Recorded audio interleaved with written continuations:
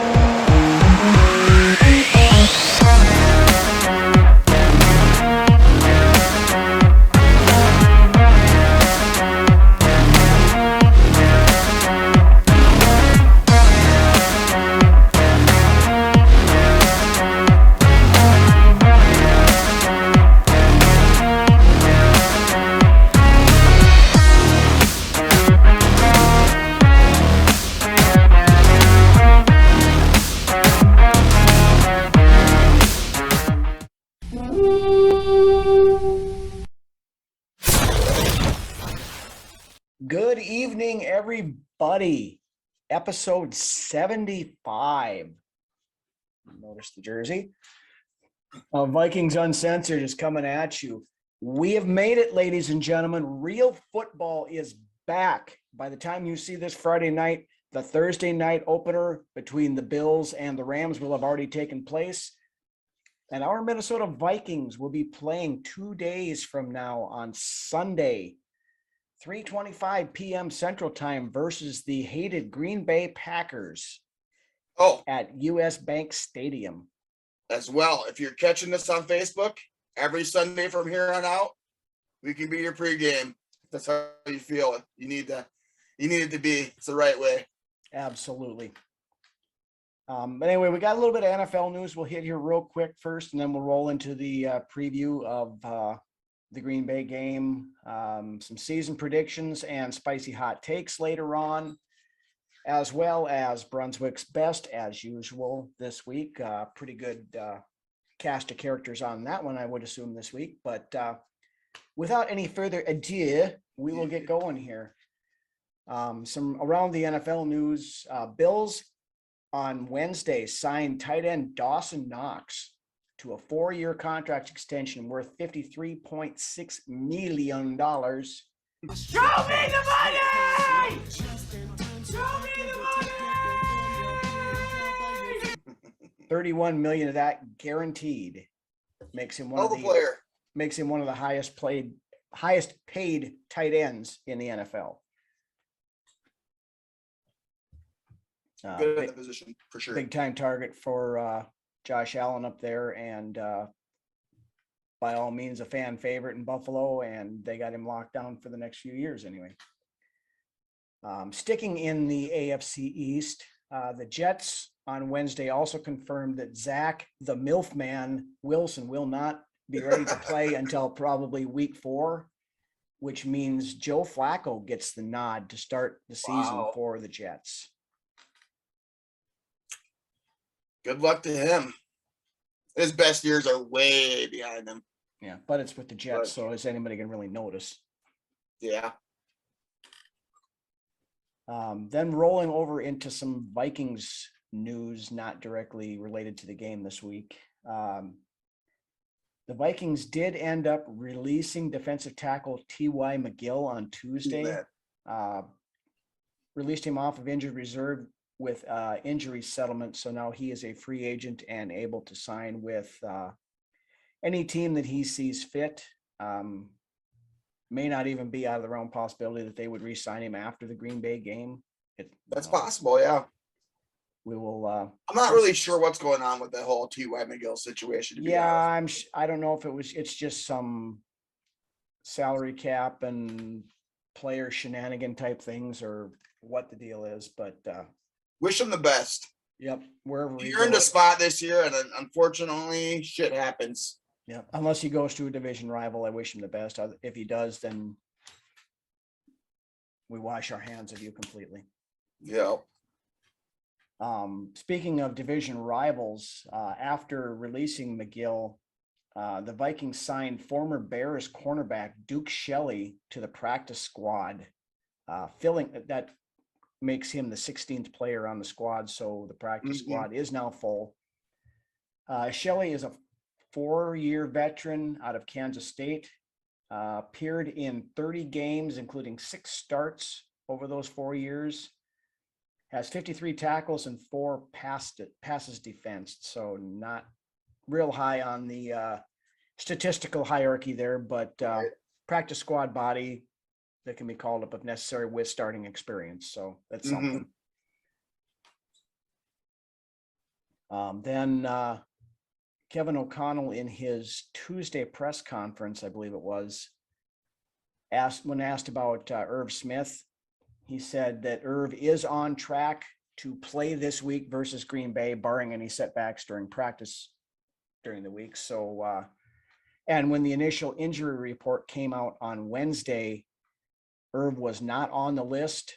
The only one that was Jonathan Bullard, who I forget what, I think it was like a forearm issue or something like that. He was limited, but that was the only player on the injured list on Wednesday anyway. Good. Then some sad news from the Vikings organization. Longtime West Coast scout Kevin McCabe passed away over the weekend, losing a battle to leukemia. Now, he was a scout for the Vikings for over 2 decades and also was one of the guys that led the running back groups at the scouting combines. So, and seeing when the news was broke on Twitter today about it, people talking about him that knew him said he was genuinely one of the nicest guys you were ever going to meet, and really knew his stuff as far as football goes and everything. So we just want to pass our condolences on to the family and his friends and everybody involved. Lost a good one the way it sounds. So, but with that, we're going to move over to the meat and potatoes of this episode. I like meat and potatoes. Well, who doesn't like meat and potatoes? Gravy too. Gravy, yeah. We'll throw a little gravy on those meat and potatoes while we're at it. The preview for the season opener, as we mentioned earlier, 3:25 Central Time, US Bank Stadium versus the Green Bay Packers. We have a lot of new coming forth here. Neither team played their key starters during the preseason. Questions abound on either side. Offense, defense, special teams, the whole 9 yards. I guess, the Vikings offense returns all but one starter from last year. Ed Ingram is the only new starter at right guard. We still have, of course, the new 3-deep arsenal of Jefferson, Thielen, KJ Osborne, and now adding in also Jalen Reagor and Jalen Naylor to the. I'm just shaking my head because I'm not excited about watching Garrett Bradbury start at center. Yeah, that's probably the big question mark on offense as far as personnel goes. Now, the other question I guess I see is, will this offense come out firing, or is it going to take a little while for it to start gelling, being they didn't play any preseason? I'm excited to see both phases of both big phases of the game. The first drives. Be very telling of where this offense is headed, I think. So well, and from what we've heard from bits and pieces from the beat reporters and those that have been at training camp and following the practices on a daily basis, there is a whole lot to the Kevin O'Connell offense that we have yet to scratch the surface. Yep, I have a feeling that we didn't see anything. No, it was all. As far as awful what he vanilla plans on in calling preseason. So right. The vanillaness of the preseason was basically coloring book Clint's advanced play calling from last year. So it's pretty bad when your offense looks exactly the same in preseason as it does in the regular season, because a lot of the times that's what it appeared to be with Zimmer. So, well, yeah, because we had 4 plays. That was it. Yeah, there's no lies there. I mean, three of them involved handing the ball off to Dalvin Cook. So there's going to be a lot of wrinkles in this offense. And honestly, I wouldn't be surprised come halftime in one of these games, O'Connell comes out and rolls the dice every once in a while and throws a flea flicker in there or something crazy like that. Well, and as O'Connell talked about in his introductory press conference, we have that illusion of complexity where we're going to see, even if it's a basic play, we're going to see a lot more motions. We're going to see a lot of different formations, running the same plays out of different formations, that kind of stuff, just to try to confuse that defense. Whereas that's what I was just going to say. That's exactly what he's going for. Anything to confuse the defense and cover up what it actually is that you are running. Mm-hmm. I mean, we've heard the rumblings of Dalvin Cook lining out in 5 wide receiver sets, and a lot of that involving the running backs in the pass game. Now we do have 5 running backs if you count CJ Ham on the roster. So, those people who are thinking we're just going to go out and throw the ball around the yard and 95 times a game, I think will be a little disappointed. A great play, would be motion Jefferson in the backfield and then run a play action with Jefferson and throw it deep to like Rieger or Osborne. So, I mean, that's what I'm looking forward to seeing, is something along those lines as far as when you motion Jefferson into the backfield, or any receiver on this team for that matter that has that skill set. Well, and everybody's made that comment in the preseason, that they expect Justin Jefferson to do a lot of the same stuff that Cooper Kupp did last year, which Justin Jefferson is capable of more than Cooper Kupp did, I think, last year, to be honest with you. Yeah, I believe so too. Absolutely on the same wavelength there with you. So I'm very, very excited to see what this offense can do. And honestly, with these receivers, I don't see, a 1, 2, 3, 4, 5. I see like personal sets where you'll see different mixes and stuff amongst the receivers. I mean, obviously Jefferson's your number one guy, but you're going to see a lot of mixing and matching, and depending on what personnel is on defense. And O'Connell's going to be plugging a lot of the guys in there where they have a better chance at winning their matchups. Well, and we've talked about this for a couple of years and everything else too.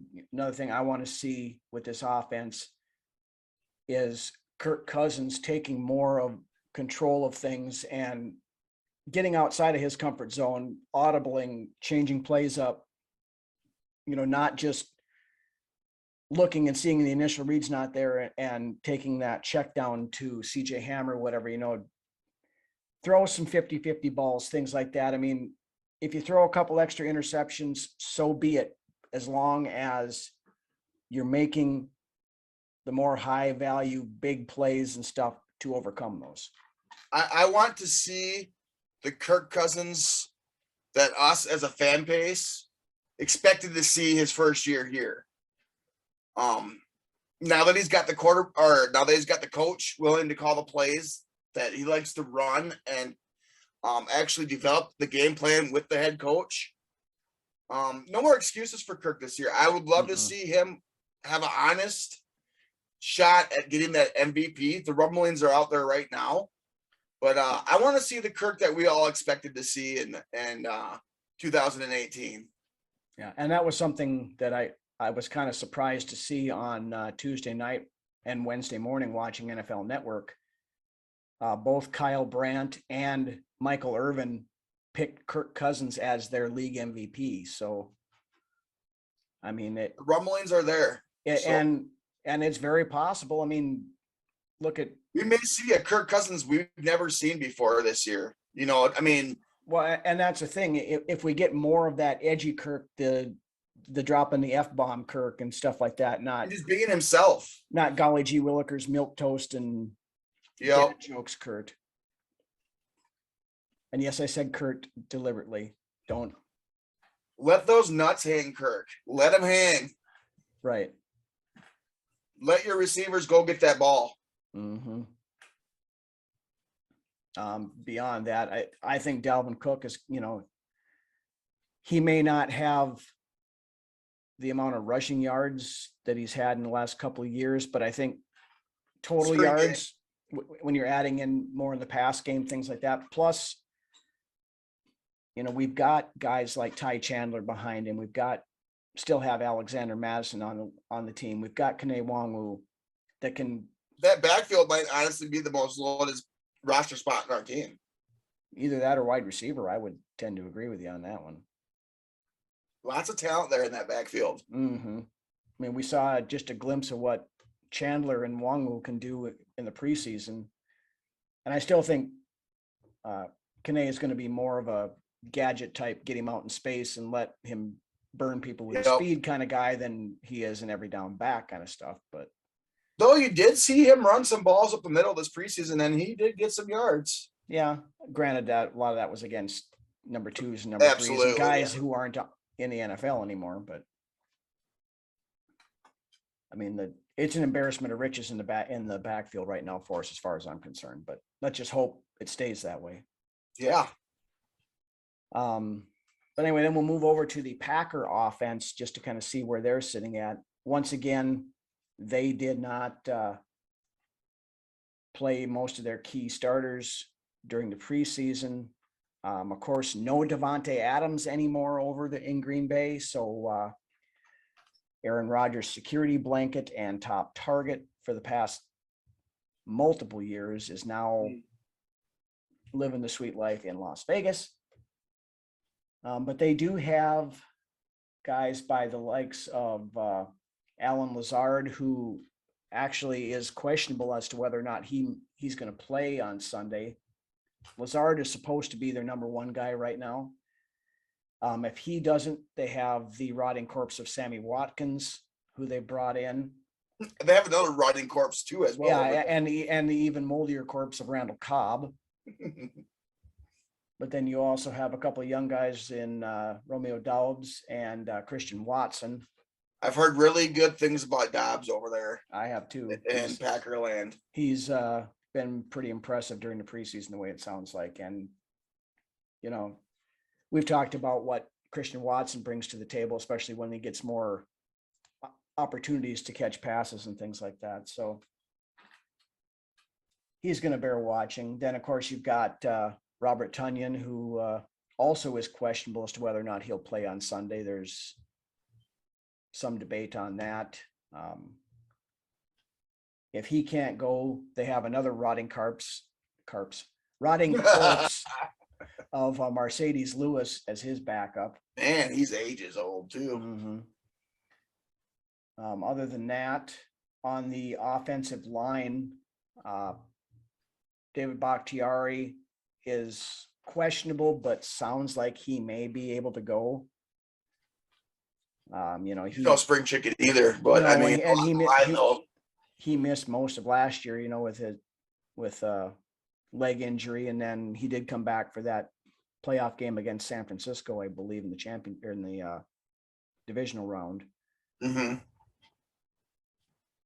But beyond that, Green Bay's, you know, you still have Eggleton Jenkins and those guys up front. So there's an opportunity there, I think.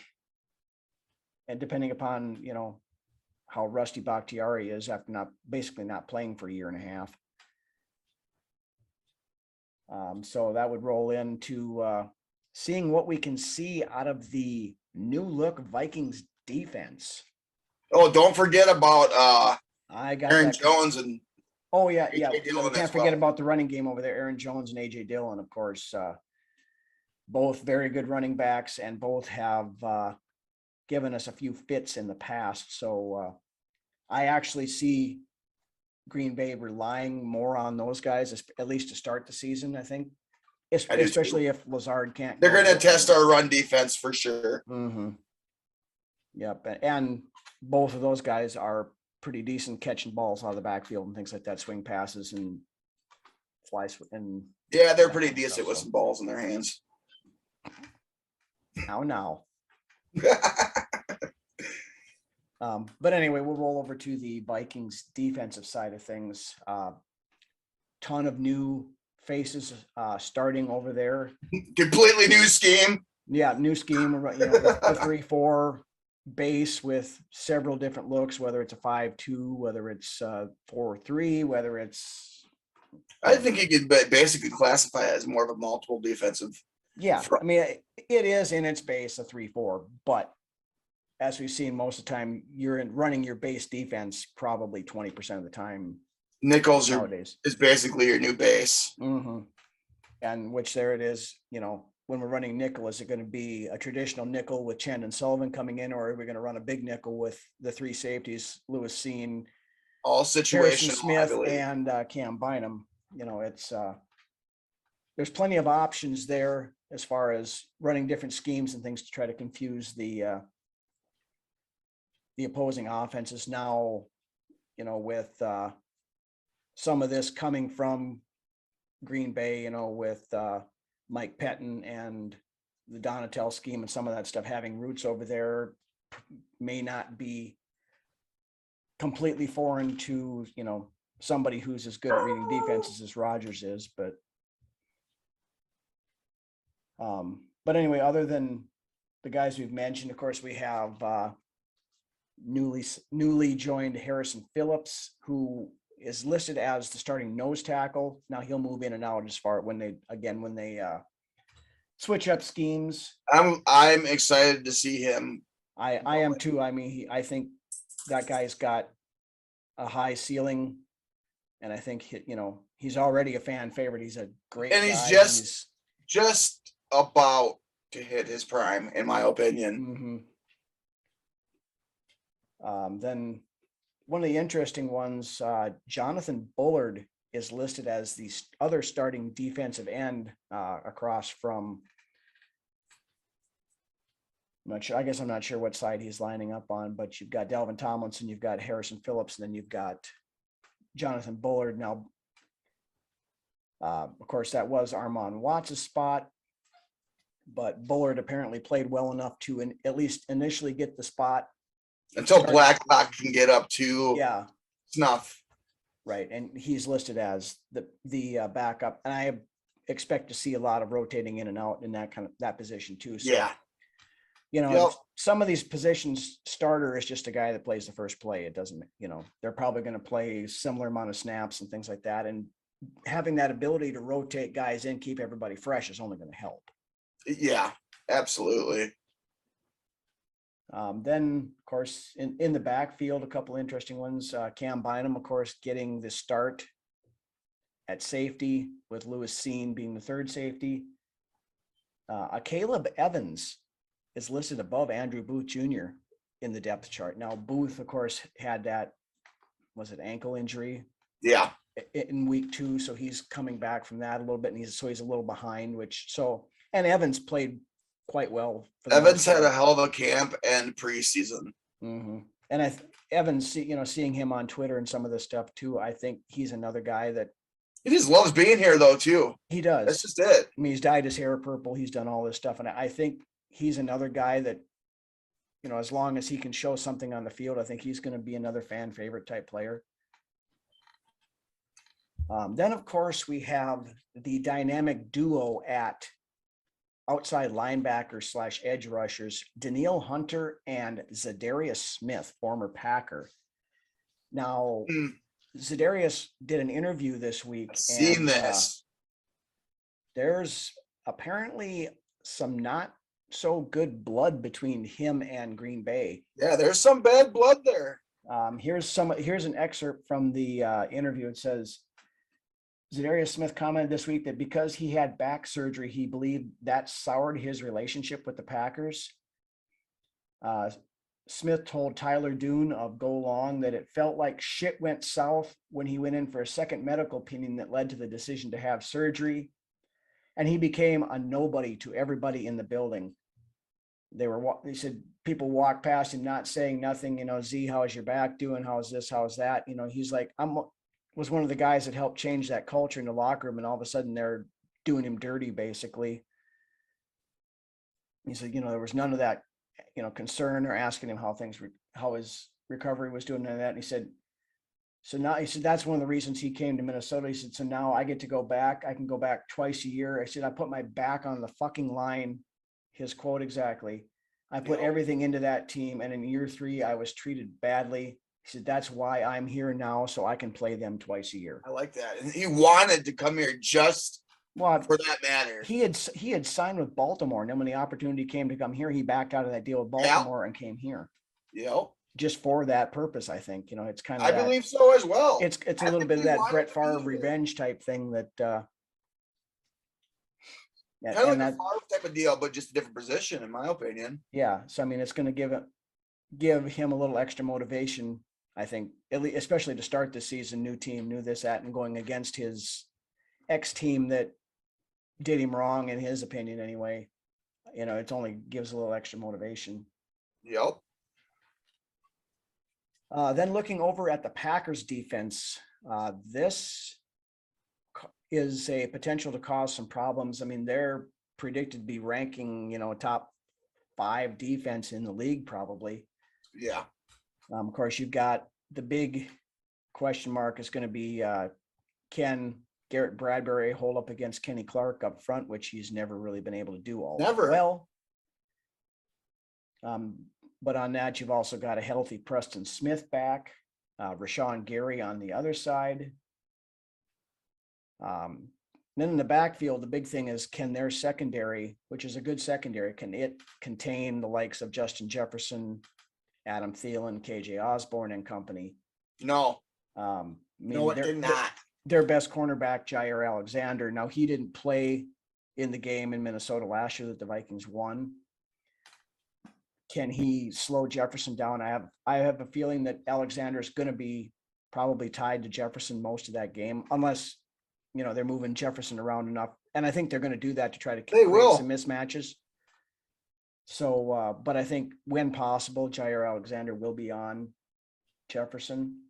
And you've also got Darnell Savage and Adrian Amos back there, both very good secondary players. But if this offense can hum the way everybody thinks it's going to and the way it's capable of with the talent we have, I honestly don't know how many defenses in the NFL are going to be successful in stopping us. I mean, we could easily be talking 1998-ish offense. Yeah. Or, even 09 Favre year, but if he just lets it go wide open and just lets it rip, and O'Connell as he's calling his plays, this offense, the sky's the limit, man. Mm-hmm. Then on to the special teams, nothing overly exciting there. Mason Crosby is, or at least was earlier in the week, listed as questionable. So my guess is he'll play. I don't know what the injury was or how significant it is. But I can't believe he's still over there, to be honest. I mean, he's getting up there in age. This was an interesting fact, little tasty tidbit, as our buddy Drew likes to say, that I saw on Twitter today, and I apologize, I forgot to write down who had posted it, but Aaron Rodgers versus the Vikings and Kirk Cousins versus Green Bay have the exact same quarterback rating, 110.4. Wow. And Kirk in his career actually is, I believe, pretty decent against Green Bay. Yeah, he's with Minnesota anyway. He's 4-2-1, I believe. And of course, he missed the second game last year. But so with that, let's do our predictions for just this game here. We'll do the season stuff here in a little bit, but any kind of spicy takes and actual game predictions, I'll let you go first, Lance. Za'Darius Smith is going to feast on Sunday. I'm going to say 3 sacks from Z. I believe the offense is going to open it up, and I believe we're going to put up more than 30 points. It could be close to 40, in my opinion, just depending on how well we're humming. The fans in that stadium are going to be loud as hell. It's going to be causing all sorts of issues for that Green Bay team. I got the Vikings winning by 10. Okay. So, and of course, one thing we forgot to mention, cramming up your cram hole, LaFleur came out today and was talking crap about the Gallerhorn thing, saying it was stupid and whatever all else. So that's going to make the fan base a little more rabid about it, I think, than anything else. Yeah, put that Gallerhorn right behind the opposing team's bench. Right. But as far as the game goes, I'm picking us to win this also. I don't think it's going to be a 2-score game. I think it could very well come down to 7 points or less, possibly a late field goal that does it again. Just when both of these teams are good, I don't think there's either one of them is going to run away from the other one. So I am taking the Vikings to win this. I've said that since the beginning. I'm gonna say Vikings win by 3. I think there's just too many question marks as far as Aaron and his receivers go, as far as where they are. That offense in Green Bay, it's not what it was without Devontae Adams. So yeah, and that is a question mark, but we also have a question mark because everything we're seeing about our offense right now is all potential based. It hasn't had the opportunity to show itself on the field yet. That's true. But how much longer can Aaron Rodgers be the Green Bay Packers? How much longer can he carry this team on his shoulders? I don't know that he can for very much longer. I believe not that he can't, or how long is he going to want to? That's the thing. That's exactly that adds into it as well. Right there. How much longer is he going to want to? And we all know you start hitting Rodgers fast and hard early, he gets frustrated, and then he's nowhere near as effective. So if Za'Darius Smith, Danielle Hunter, if they can get pressure right off the get-go and start, not even necessarily sacking him, but if they're knocking him down, they're getting in his face. They're getting him frustrated. Yep. Because he will get frustrated. As good of a quarterback as he is. Before, it's hilarious. He'll stand there with his hands on his hips, and he's got that throwing down fucking tablets on the sideline. The resting bitch face he's got going on at all times over there, and that's so. So I there's a lot of question marks surrounding both teams, but I believe Green Bay's are a little bit bigger than ours. Yeah. I believe this breath of fresh air is what this team needs here in Minnesota, and I believe it's going to carry over to week 1. So, yeah, I do too, and I think it's a great way for the O'Connell era to begin in earnest, is to go out and take down Green Bay. And I think that's what's going to happen. I think Minnesota is going to surprise a lot of these media pundits week 1, and a lot of people in that fact, they're going to be like, holy cow, this offense is for real. Mm-hmm. And let's just hope it keeps rolling as the season goes on. Let's hope we can start in week 1 with a win. So, yep. All right. So you got anything else you want to say about the game quick before we move on? Or I'm ready to go. Let's keep moving. So with that, we're going to roll into another one of our classic beer commercials. So head to the fridge, grab yourself a cold one, crack it open, check this out, and we will be back in a minute.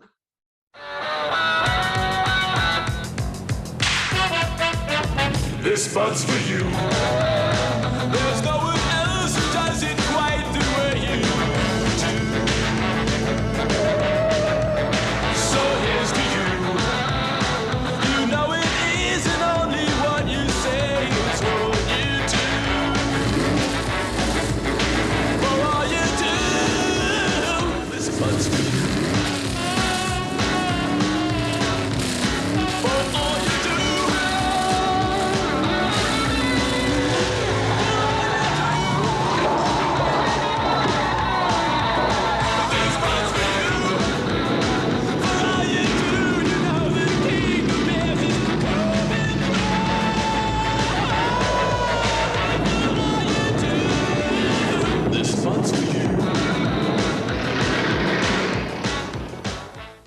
All right, we're back.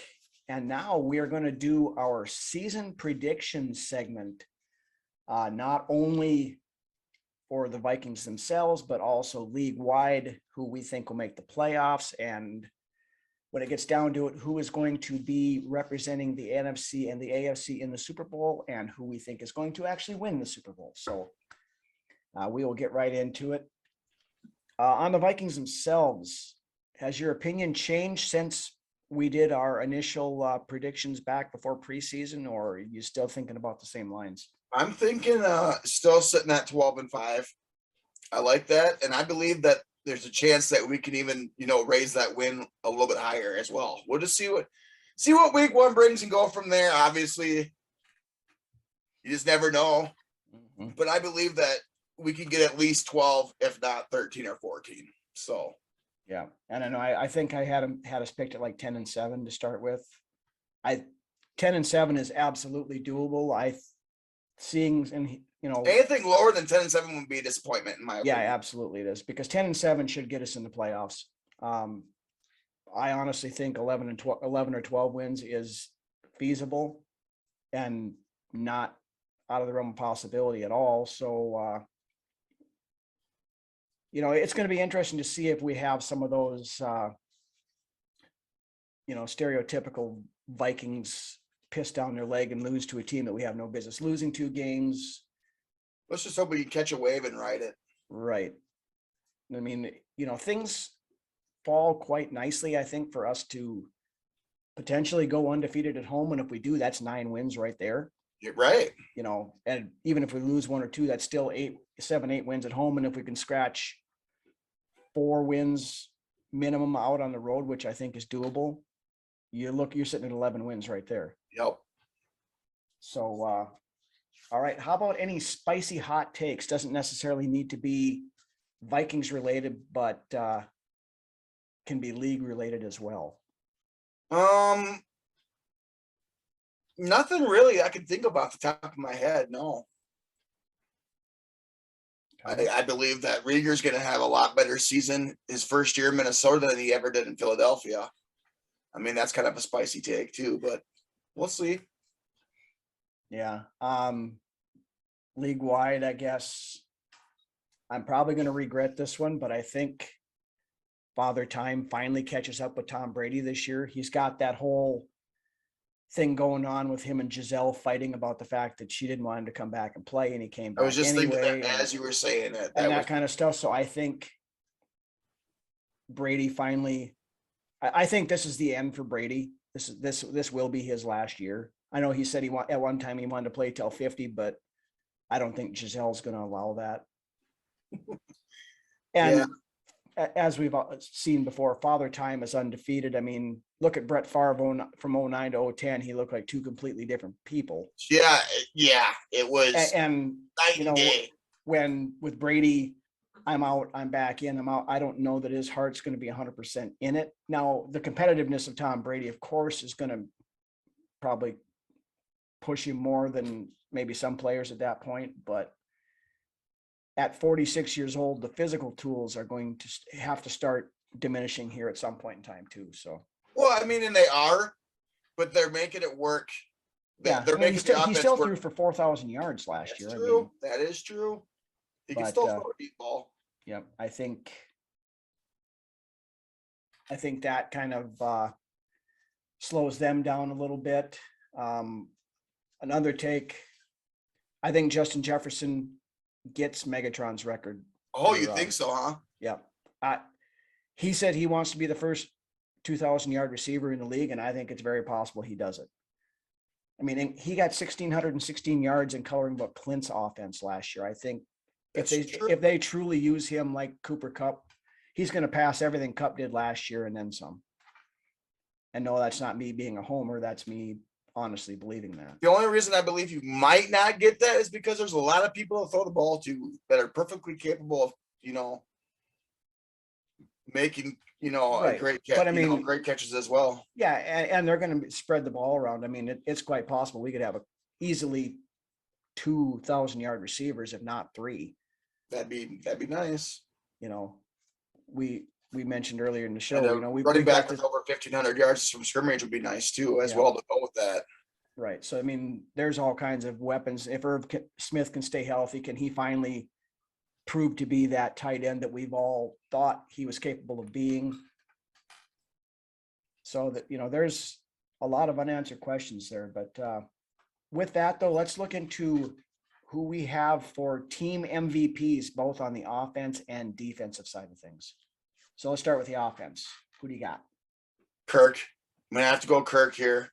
Okay.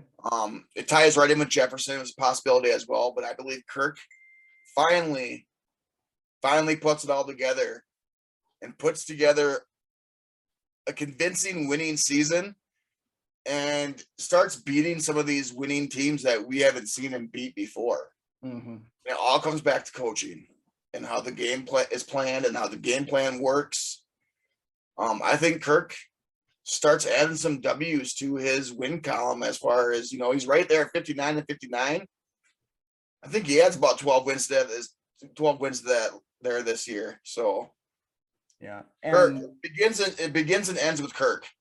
yeah, and I thought long and hard. I mean, Jefferson's the obvious choice, but realistically, for Jefferson to be successful, Kirk has to be successful, and there's more to this team than just Justin Jefferson. So I kind of got to agree with you too. I think it's going to be, going to be Kirk on the offensive side of things. I mean, this is going to be a brand new Kirk Cousins. This is going to be the Kirk Cousins we wanted to see in 2018. I believe it with my heart of hearts and my hope of hopes that that's the case. And if it's not, we end up drafting his replacement next year. I think it's as simple as that. But I'm gonna say Kirk as well. I know it's going to shock some people that have called us Kirk haters and stuff in the past, that we're both picking him to be offensive MVP. But hey, we call it like we see it here. So exactly. How about on to the defensive side of things? Who's your defensive MVP? I'm gonna have to go with Za'Darius Smith. Barring injuries. Mm-hmm. I mean, Danielle Hunter. I mean, I had Harrison Phillips came to my brain. Danielle Hunter came to my brain, but Za'Darius Smith isn't guaranteed anything after this season, so he's going to play lights out, and let's hope we can keep him around. Mm-hmm. For me, again, I kind of on your same wavelength. I think Za'Darius Smith and Danielle Hunter both are going to have very, very good seasons. As long as they both stay healthy, I would be shocked to see less than 30 sacks between the two of them. That's a hell of a number between two people. I mean, at edge rushers. Yeah, but I mean, both of them, every time they've been healthy the last 2-3 years, they're in that 14 to 15 sack range. And you've just been waiting for Danielle to have that 1 year where he just goes nuts. Yeah. Yeah. And it could be one last year, but got injured. Yeah. He had 6 sacks in 7 sacks in 6 games or whatever it was to begin. And then he got hurt and was out the rest of the year. I honestly think he hurt himself tackling, what's his nuts from Dallas? Elliott. Oh. I think I remember the play. He tried lifting him up and tackling him, and then I think that's what happened. Anyways, beyond the point. Right. But so I think with mine, I'm going to say Harrison Smith, because I think there's going to be a new focus on we never saw a whole lot of interceptions and things like that from cornerbacks and things like that. I think in Donatel's system, we're going to see a lot more because they put more emphasis on that. And he's huge when it comes to veteran leadership. He is, but with those 3 safety sets and things like that, and having somebody like either Bynum or Seen at the other safety, it's going to allow Harrison Smith to freelance a lot more and move around and ball hawk a lot more. I think they're going to be using him on blitz packages a lot more and all that other stuff. So I think in one of the last hurrahs of Harrison Smith, I'm going to say he's going to be the top defensive guy this year. That'd be great. I'd be okay with that. All right. So with that, we'll move on to our playoff predictions for the 2022 season. Who do you have coming out of the NFC East? The NFC, huh? We'll start with the NFC. We'll start with the NFC. All right. If you want to, if you just want to rattle through all 7 of them, that's fine. If you want to go division by division, we can do that. We'll go division by division. Okay, start with the NFC. I got the Eagles taking the East. Yep, I do as well. Dallas is possibly there. I got Dallas as a wild card. Yeah, I don't necessarily buy the Dallas hype. I mean, we see it every year. So until they prove something, I do have them in here as a wild card though this year. Yeah, coming out of the East. And from the East, I have the Eagles winning the division too. I think they're any wild cards out of the East for you? No. Okay. Oh wait a minute. Yeah, I do. I do have the Cowboys making it as the 3rd wild card. Okay, so we both got the Eagles and Cowboys at the East. Yep. How about the NFC South? This is surprising because we just talked about this, but I got the Buccaneers taking the South. And as I was typing that in there, I was having second thoughts. But I'm not going to bet against Tom Brady. I popped the Buccaneers in there for the division champs of the South. Yeah, and I do too, basically by default, because we have no idea what the Saints are going to do. Carolina, not anywhere close to contending, I don't think. And Atlanta is a massive question mark. They have Marcus Mariota as their starting quarterback. They've got some weapons there. They drafted Drake London. They still got the unicorn at tight end. And you got the wild cards coming out of the NFC South. Yeah. I have the Saints. Okay. As a wild card coming out of the South. All right. Then how about the NFC West? I got the Rams taking the West again this year. Okay. Any wild cards? The Niners. Okay. So you've got your 3 wild cards. I know. I'm going to piss off some people across the pond here, but yeah. I got the Niners as my 3rd or 2nd or 1st wild card, whatever placement you want to put them in. They're there. All right. As far as the NFC West goes, I'm also taking the Rams. And then I will take San Francisco as a wild card as well. Oh wow!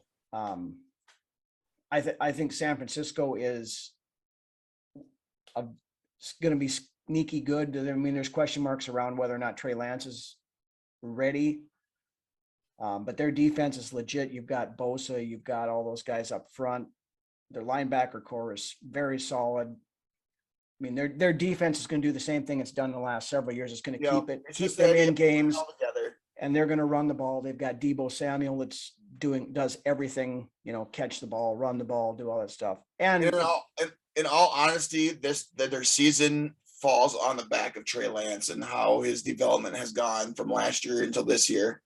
Yeah. And is he ready to take over as a starter? But if he isn't, they re-sign Jimmy Garoppolo, That's so they true. still have the same That's thing true. they had last year. So let's hope they don't. From the outside looking in at that organization, let's hope for their sake it doesn't come to that question mark on who they're gonna start, throughout the season, because then it just kind of throws a wrench into things as a franchise, in my opinion. Yeah, but if they do, it's good for the rest of the division, so I guess it doesn't matter. But yep. Then, of course, over to the NFC North. Go ahead. The only team I got coming out of the NFC North is none other than your very own Minnesota Vikings. You have Green Bay. Packers are not making the playoffs. You have Green Bay missing the playoffs altogether. Wow. I have the Vikings winning the division as well. I think it's going to be tight between them and Green Bay. Green Bay will get in as a wild card, but I'm taking the Vikes to win the division at, like I said, 12-6, 11-7, somewhere in there, and Green Bay will probably be in that 10-win range. So my picks again for the NFC division winners: Eagles, Bucks, Vikings, and Rams. Wild cards: 49ers, Packers, and Cowboys. And my division winners are Eagles, Rams, Vikings, and Bucks, with wild cards of Cowboys, Niners, and Saints. Okay. Then we'll roll over to the AFC.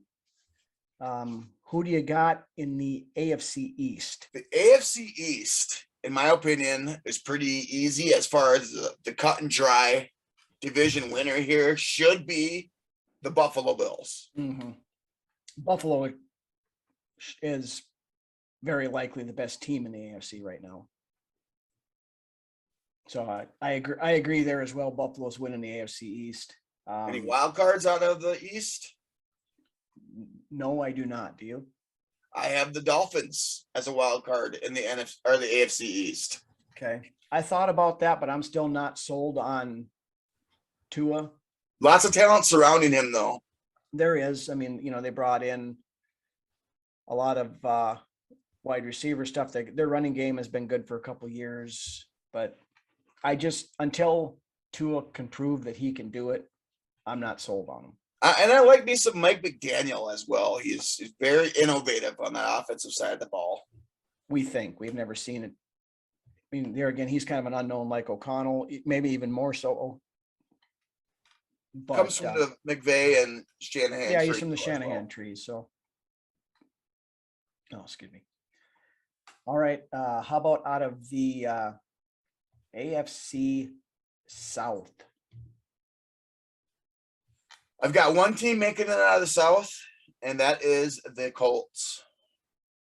Yep, same for me as well. I think the Colts should have been a playoff team last year had Carson Wentz not melted down at the end of the season. I think Matt Ryan, while he's not the player that he once was, is enough of an upgrade to get them over the hump. And they got a hell of a running back up there at Indy. Yeah, they do. And they got some decent receivers as well. So. Mm-hmm. And their offensive line is no joke in Indy. That's a decent offensive line too. Yeah, and their defense isn't bad either. So I think Indy wins that division, and Tennessee could push them, but I thought about that too. But nope, Tennessee misses out in the playoffs as well for me. Yep, so do I. I don't have a wild card coming out of the South. How about the AFC West? Possibly the most stacked division in the NFL. It's very true. I got Russell Wilson and the Broncos taking the AFC West. Really? I do. Okay. Wild cards out of there? The Raiders. Okay. I actually have 3 teams coming out of the AFC West into the playoffs. Now, I don't think, they're not going to be number 1 seed or anything. I think Buffalo's got that, A, because Buffalo's that damn good, and B, these teams in the AFC West are also good. They're going to be beating up on each other, and there's not one clear favorite. But here again, until proven otherwise, I have Patrick Mahomes and the Chiefs winning the division. And then I have both the Los Angeles Chargers and the Las Vegas Raiders in as Broncos are the odd man out for you, huh? I still think the Broncos are the 4th team in that division. Until we see more from him. Is Russell Wilson, does he still have it? Is he declining in his talent? We don't know. We'll see. But what the Chargers are doing down there is legit. I had fully admit I was wrong about Justin Herbert coming out of the draft. I wasn't a big Herbert fan, but he is. It's hard to like an Oregon Ducks quarterback. You never know what you're going to get out of that. You could get somebody like a Mariota or not, but then they end up with somebody Joe Harrington. Yeah, but yet now you end up with Justin Herbert, who is legit. Lighting it up. Here is probably one of the top 10 quarterbacks in the league. Up and comer. Yeah, and then I do like what the Raiders are doing. It's going to be in. Josh McDaniels concerns me a little bit there as the head coach, but they've got talent there, and they've got the addition of Devontae Adams is only going to help. Yeah, good leadership there, especially on the offensive side of the ball. Yep, and Derek Carr is a better quarterback than a lot of people give him Waller credit for. is, in my opinion, one of the top 2 tight ends in the league. Yeah, he's right up there, top 2 to 3 anyway. Yeah, between him, Kelsey, George Kittle. Yeah, and there's a few. There's a lot of good tight ends in the league, but he's right up there with them. Yeah. Moving on to the AFC North, who you got there? I have got the Bengals once again taking the North, Okay. along with the Ravens as a wild card. And as we so often are, I'm on the exact same wavelength that you are. I have the Bengals winning the division and the Ravens coming in as a wild card. So from the AFC, I have the Bills, the Colts, the Bengals, and the Chiefs winning the divisions, with the Chargers, the Ravens, and the Raiders coming in as wild cards. I have got the Bills, the Broncos, the Bengals, and the Colts winning their divisions, and the Finns, the Raiders, and the Ravens coming in as wild cards. Okay. So then on to semifinal weekend. Who do you got in the NFC Championship game? I have the Bills and the Broncos in the AFC, Okay. and the Rams and the Vikings in the NFC. For me, I have in the AFC, I have Buffalo and the Chargers facing off. And then in the NFC, I went back and forth on this one probably a dozen times today. But I'm going to agree with you. I'm going Rams and Vikings in the Good storyline NFC there. Championship game. It will be the battle of the master McVay and the tree. apprentice. Yep. I got Bills and Broncos in the AFC and Rams and Vikings in the NFC. Yep. I have Rams and Vikings, Bills and Chargers. Now on to the Super Bowl. Who do you have playing in the big game? Well, I have the Super Bowl we all should have seen a few decades ago, with the Vikings taking on the Denver Broncos, with the Vikings coming away with the win. I still think the Vikings are probably a year away. It'd be a great storyline, but I think the Rams come back out of the NFC again. They're going to give us heartbreak one more time, but Wow, solidified Matt Stafford as a Hall of Famer. I don't know I'm going that far, but solidifying Sean McVay as the Hall of guru Fame that he coach. is. Yeah. So I have the Rams winning the NFC Championship, and then I have the Buffalo Bills knocking off the upstart Chargers in the AFC Championship. And coming down to it, Buffalo gets their first Super Bowl victory, leaving us as the only. I'd get some jollies if they lost. He would be the only 0-5 team then. Yeah. But I think Buffalo is that good. They're damn good there, yeah. Granted, with any of these teams, injuries could derail a very promising season. The Rams could have a Super Bowl, hangover and not be as good this year, but they brought back most of their pieces. It's going to remain to be seen how much of an effect removing Kevin O'Connell out of that offense, because he was the guy that did all the game planning and stuff during the week and setting and putting that in.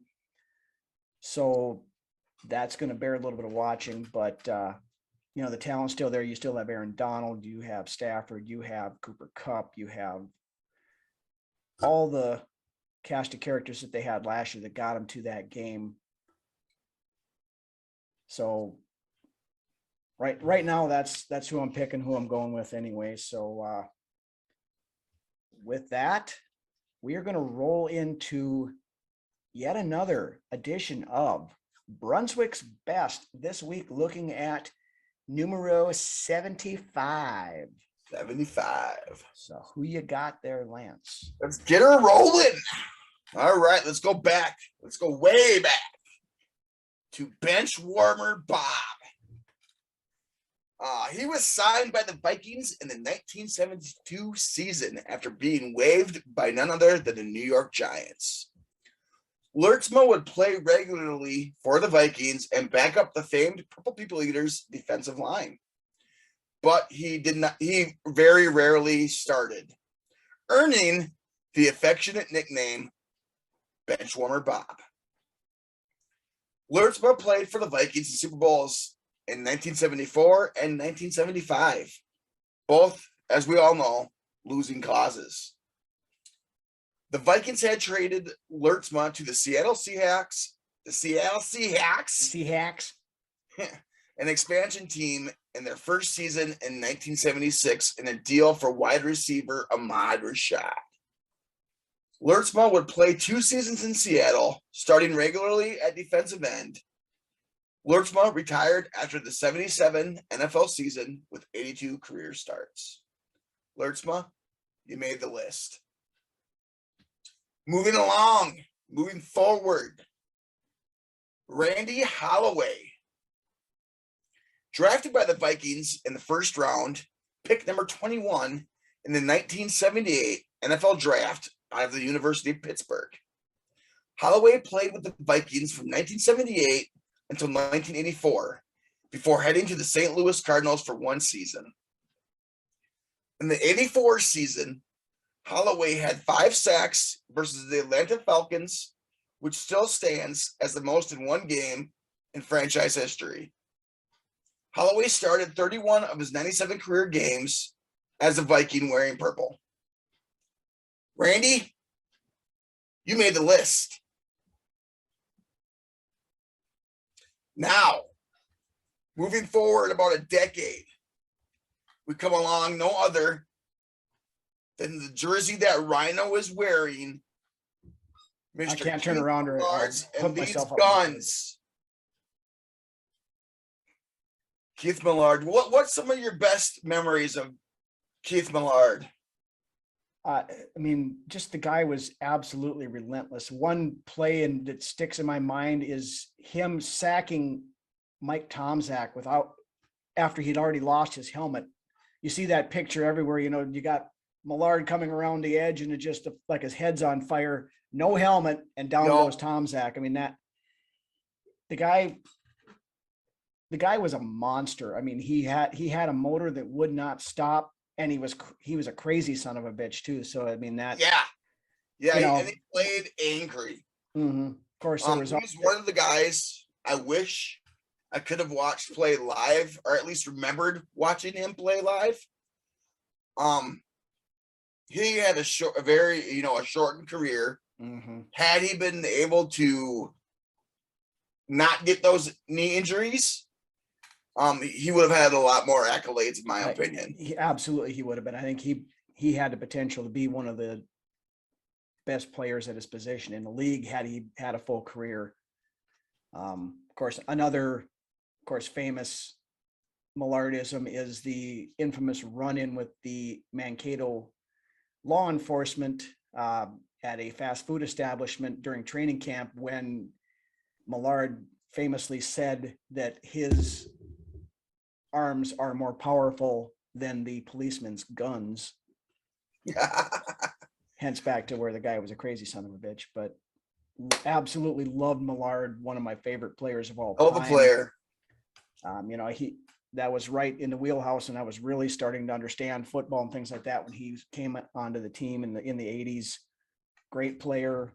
Like you said, if he hadn't had the knee injuries where he shredded up that one knee real bad, he'd had a full career. That guy would have been possibly a Hall of Famer. Yeah, the stats would have been way better. I mean, and the stats were fantastic just for the short amount of time that he ended up playing. But he ended up getting injured right in the middle of his prime. So he absolutely did. So that line there, and that when you had him, you had Al Noga, you had Doug Martin for a while, you had I forget who the other one was out there at the moment, but I mean, that was a very good. It wasn't the Purple People Eaters, but it was, kind of the iteration following those guys into the. They'll have a hell of a good defensive front. They were a very good defensive line, yeah. Okay, so going off of that, on there. I got my little write-up here of Keith. Let's get this in. Keith Millard was drafted by Don Deesh in the first round of the 1984 USFL draft and played 1 season in the USFL. He was selected to the Pro Bowl in 1988 and 1989, and he held the NFL record for most sacks in a single season by a defensive tackle with 18 in 1989. And it was also named the NFL Defensive Player of the Year that season. His record was broken by Aaron Donald in 2018. The following season, he suffered a major knee injury in a Week 4 contest versus Tampa Bay. The injury effectively ended his time in Minnesota. And although he continued to play for a handful of seasons with various teams, he was never again quite as dominant of a force. Keith's large stature was a huge asset in bulking up that Minnesota defensive line. His all-pro honors and record-setting sacks made him a Minnesota Vikings great. Millard played in 93 games during his career, making 58 sacks and 2 interceptions. Millard was voted among the 50 top players to ever play for the Vikings in 2010.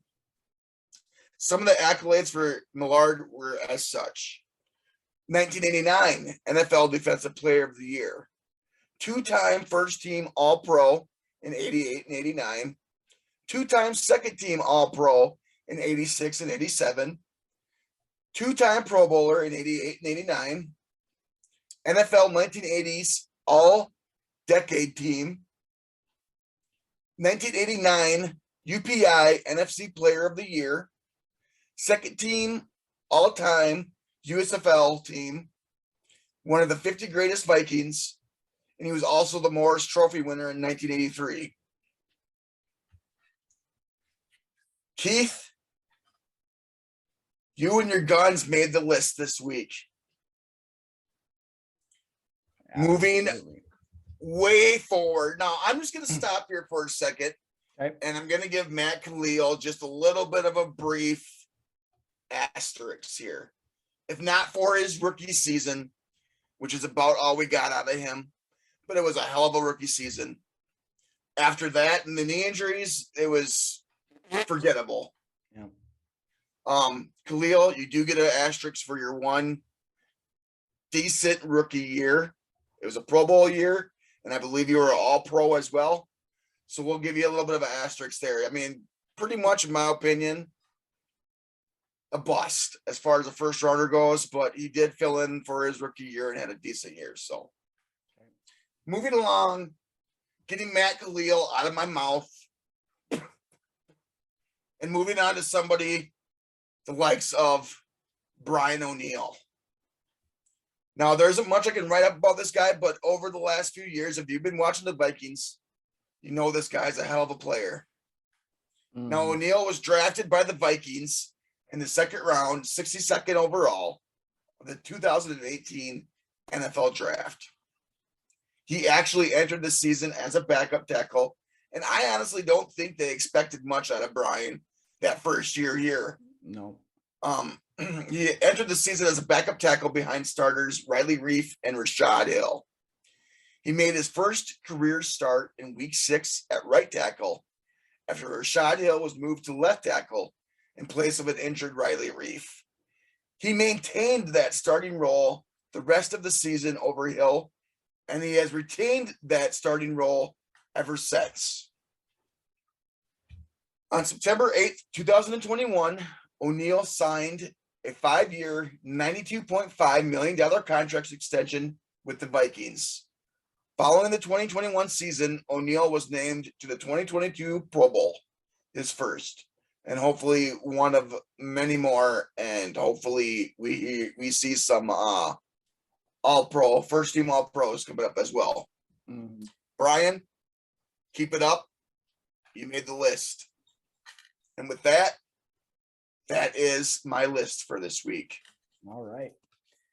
And with that, that's really all we've got for this week. I want to thank everybody for watching. One thing I do want to give a shout out to a couple of Packer podcasts that we had the pleasure of being on this week. One is Banging on the Drum podcast, and the other is the Acme Packer podcast. Great bunch of guys. We enjoyed the back and forth banter and everything on that. So make sure you go check those guys out, and you can see Vikings Uncensored being represented in Packerland. So again, want to thank everybody for watching. If you have not done so yet, please hit that subscribe button down below. Helps us out a ton. We're building something big here, ladies and gentlemen. We want you all to be a part of it. So please subscribe. If you're out and about again, you can catch us on all of your standard podcast channels for the audio version. Of course, the YouTube channel, Facebook. Check out Facebook on Sunday morning if you want to watch us again for a preview. We will instead of your normal pregame Fox or CBS. Where all they're going to do is slurp Aaron Rodgers and Tom Brady for 2 hours. You can listen to us instead and get your fill on the Minnesota Vikings and all the stuff that actually matters. So, but with that, why don't you take us home, Lance? Thanks again, guys, for coming for the 75th episode of Vikings Uncensored. Like Rhino said, if you haven't already and you are watching on Facebook, please take the time to go to the channel and subscribe. Here's to a Vikings win. Skull, right? Don't do nothing. What's up? One thing I want to bring up that I forgot to talk about earlier before you give your by all means before you give your PSA. The Vikings have not been above 500 since the loss to the San Francisco 49ers in the 2019 playoffs. Let's get above 500 starting this weekend. It's time we end that streak on Sunday with a victory over Green Bay. Don't do anything stupid. Don't go to jail. And we'll see you next Friday after a Vikings win against the Packers. Skull. Have a good weekend, everybody. Go Vikings.